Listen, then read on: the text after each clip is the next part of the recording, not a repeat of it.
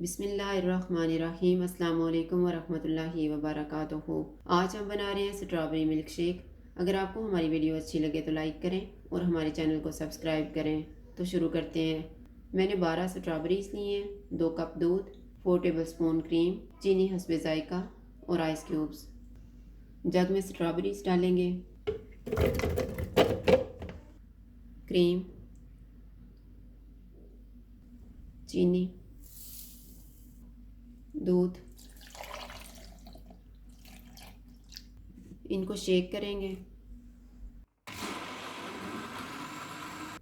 Ice cubes डालेंगे,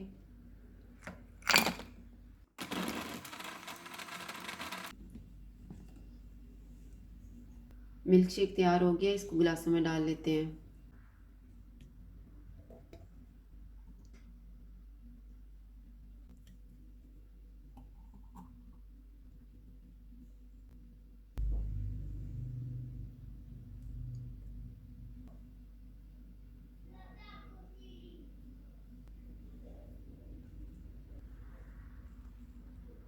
strawberry milk shake तैयार है। अगर आपको हमारी वीडियो अच्छी लगे तो लाइक करें और हमारे चैनल को सब्सक्राइब करें।